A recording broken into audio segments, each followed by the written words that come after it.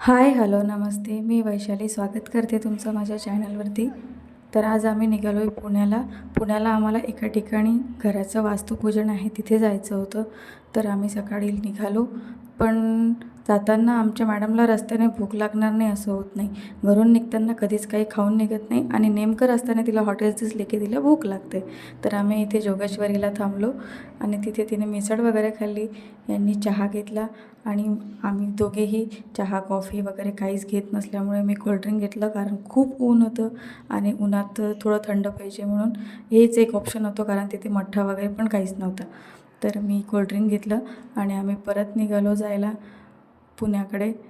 तर खूप सगळं ट्रॅफिक रस्त्याने लागत होतं आणि तेवढ्यात मी काय केलं की एक चुकीचा रूट सिलेक्ट केला, ज्याच्यामध्ये जरा जास्तच ट्रॅफिक होतं. त्यासाठी मला इथे हा आरव सुनवत होता. आरवने म्हटलेलं खरं झालं. आहे का कोणी? नाही. काय म्हटलं रे? बसा आता. आणि खरंच खूप ट्रॅफिक लागलं होतं आणि तरी ट्रॅफिकमधून मार्ग काढत आम्ही थोडं लेट का होईना पोचलो माझ्या बहिणीकडे. माझी सख्खी लहान बहीण राहते पुण्याला, सोनल. तर मला तिच्याकडे जायचं होतं आणि तिथून मग पुढे संध्याकाळी वास्तुशांतीच्या पूजेसाठी जायचं होतं. तर आम्ही इथे आलो आणि खूप महिन्यानंतर नानू आणि नानीला भेटल्यानंतर, खरं तर माझे मम्मी पप्पा पण तिच्याकडे आलेले होते, तर त्यांचीही भेट होऊन जाणार होती. तर त्यांना भेटल्यानंतर माझ्या मुलांचा आनंद बघा, किती खूप आनंद होतो आहे त्यांना. तूच तर म्हणे माझी झोपवू देशील. आणि मग आम्ही संध्याकाळी थोडंसं चहा पाणी वगैरे घेऊन गप्पा गोष्टी केल्या आणि रेडी होऊन सगळेजणं निघालो वास्तूसाठी. तर असे आम्ही सगळे रेडी झालो.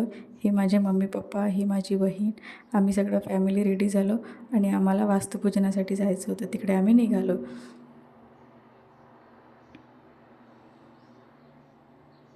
माही नाही दिसत आहे. माही कुठे? माही ही माझी लहान बहीण आहे आणि सगळे आम्हाला म्हणतात की तुम्ही ट्विन्स दिसता. आम्ही इथे आलो होतो वास्तुपूजनासाठी.